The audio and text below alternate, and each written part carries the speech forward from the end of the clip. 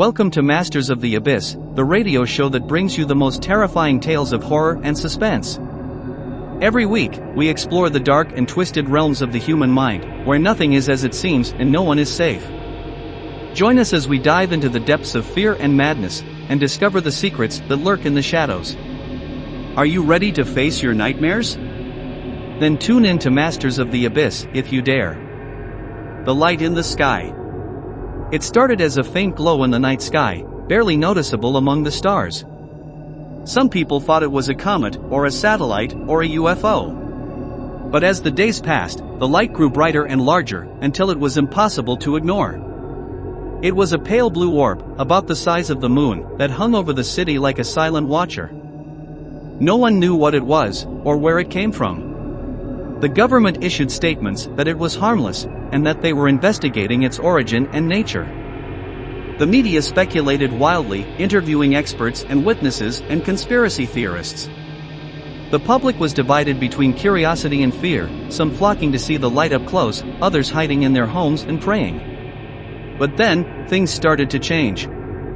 People began to notice strange symptoms in themselves and others. They felt dizzy, nauseous, feverish. They had headaches, nosebleeds, rashes. And they started to leak a strange fluid from their pores, eyes, ears and mouths.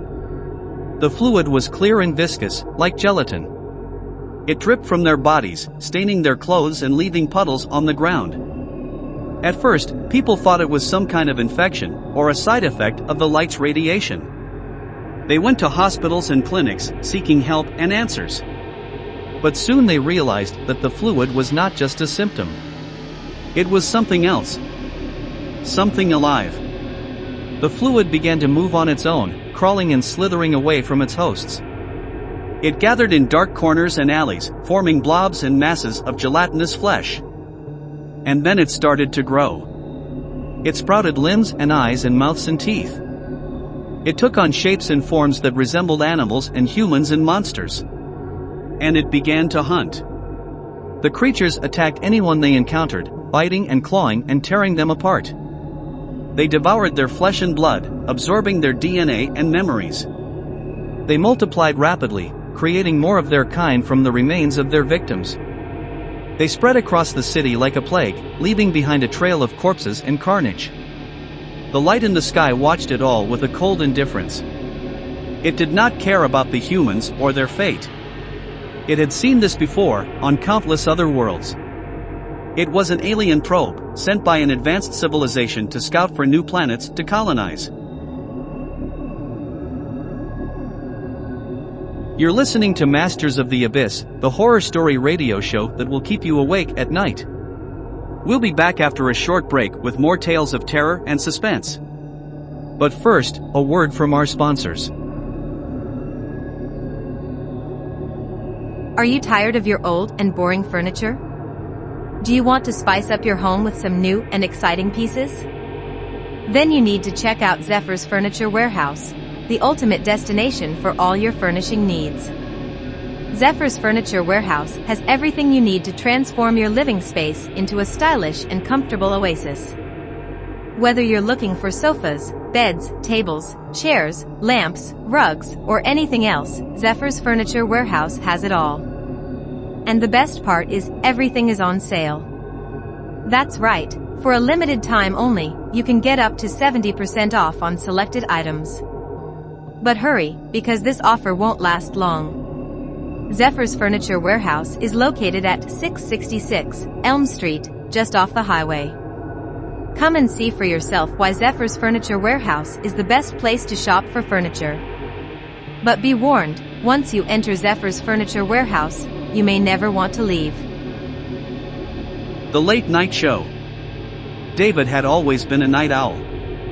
He enjoyed staying up late, browsing the internet, reading books, or watching movies.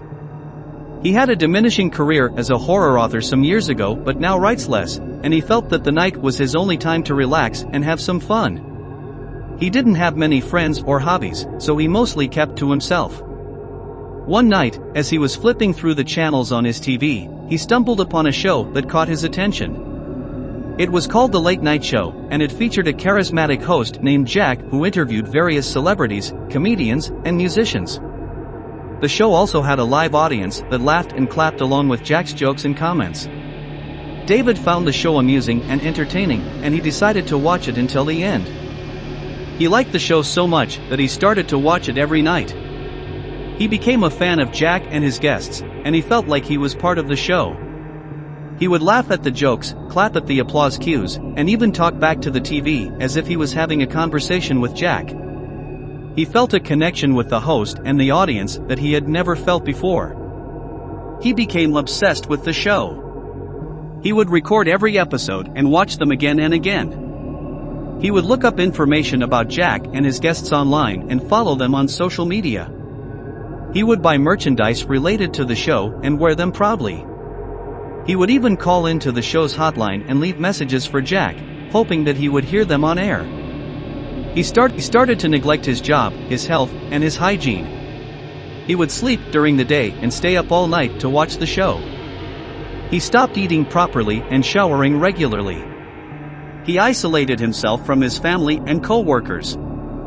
He lost interest in everything else except for the late night show. He began to hallucinate. He would hear Jack's voice in his head, telling him jokes or giving him advice. He would see Jack's face on billboards, magazines, and posters. He would feel Jack's presence in his apartment, watching him or touching him. He became convinced that Jack was his best friend and that he loved him. He also started to believe that he could communicate with the show's audience. He would hear their laughter and applause in his ears, even when the TV was off. He would sense their emotions and opinions in his mind, even when they were not expressed verbally. He felt like they were his family and that they cared for him. He had a recurring dream that he was on the late night show as a guest. He would sit on the couch next to Jack and talk about his life, his interests, and his feelings. He would make jokes with Jack and get along with him perfectly. He would hear the audience cheering for him and loving him. He would feel happy and fulfilled. He wanted to make his dream come true. He decided to go to the studio where the late night show was filmed and try to get on the show. He packed a bag with some clothes, some money, and a gun. He left a note on his door saying that he was going on a trip and that he would be back soon. He took a bus to the city where the studio was located. He arrived in the evening, just before the show was about to start. He walked to the studio entrance and tried to get in. He was stopped by a security guard who asked him for his ticket or invitation. "I don't have one," David said.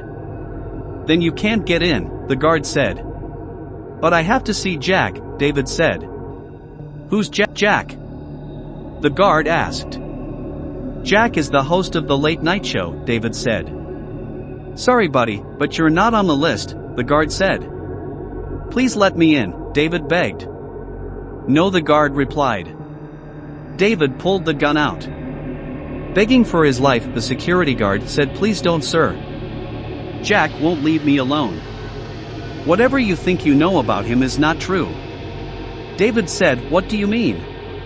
The guard, with a surprising amount of calmness and shift in tone, said, "Whatever you do to me, Jack will make you suffer in hell. He will make you his slave, and torture you until you wish that it was you who gets shot here." David fired the gun. The guard's head exploded. Warm blood spilled onto David's face. He had never felt closer to Jack, and being adored by the fans in the audience. He heard a knock on the door, and opened it to see Jack himself. He was a tall, handsome man with a charming smile and a charismatic aura. He wore a sharp suit and a red tie. He greeted David warmly and shook his hand, ignoring the lifeless guard and blood smeared on David's face. "David, it's a pleasure to meet you. I'm a big fan of your work. I've read all your books and I love them. You have such a vivid imagination and a knack for storytelling." "Thank you, Jack. That means a lot coming from you. I'm honored to be here. I've watched your show for years and I think you're the best host in the business." "You're too kind, David. Come on, let's go to the stage. We have a great show tonight. You're going to be our first guest, followed by a musical performance by Katie and the Lobotomists. David followed Jack to the stage, feeling excited and nervous at the same time. He saw the bright lights, the cameras, the audience, and the band. He heard Jack's voice announcing his name and introducing him to the viewers. Ladies and gentlemen, please welcome our first guest tonight. He is one of the most acclaimed and best-selling authors of our time. His latest novel, The Nightmare Factory, is a terrifying thriller that will keep you up all night. Please give it up for David Jones. David walked onto the stage, waving and smiling at the audience. He heard them cheering and clapping for him. He felt a surge of adrenaline and pride. He reached Jack's desk and sat down on the couch next to him. Jack smiled at him and said, "David, welcome to the Jack Show. How are you feeling?" "I'm feeling great, Jack. Thank you for having me." "It's my pleasure, David. I'm really excited to talk to you about your new book. It's a fantastic read. I couldn't put it down." "Thank you, Jack. I'm glad you enjoyed it." "I did, very much. But I have to ask you, David. Where do you get your ideas from? How do you come up with such horrifying scenarios and characters?" David chuckled nervously and said, "Well, Jack, I don't know how to explain it exactly. It's like they come to me in my dreams." "Your dreams?" "Yes, Jack. My dreams. Tell me more about that." "Well, Jack, ever since I was a kid, I've had these vivid and lucid dreams that feel more real than reality itself. Sometimes they're pleasant and beautiful, but sometimes they're dark and disturbing. They inspire me to write my stories." "Wow, that's fascinating, David. Can you give me an example of one of these dreams?" "Sure, Jack. For instance, last night I had this dream where I was trapped in a maze of mirrors that reflected my worst fears and insecurities." "Really? What did you see?" "I saw myself as a failure, as a fraud, as a monster. I saw my loved ones dying or betraying me. I saw my enemies laughing at me or hurting me. I saw things that I can't even describe with words." "That sounds terrifying, David." "It was, Jack. It was. And how did you escape from this nightmare?" "I didn't, Jack." "What do you mean?" "I mean that I'm still in it." "What?" "I mean that this is not real." "What are you talking about?" "I mean that this is not the Jack Show." "Of course it is." "No, it's not." "Yes, it is." "No, it's not." "Yes, it is." David looked around him and realized that something was wrong. The audience was silent and still. The band was frozen in place. The cameras were off. He looked at Jack and saw his smile turn into a smirk. He looked into his eyes and saw them change from blue to red. He looked at his tie and saw it turn into a snake. He looked at his desk and saw it turn into flames. You have been listening to The Masters of the Abyss, a horror radio show that explores the darkest and most terrifying corners of the human psyche.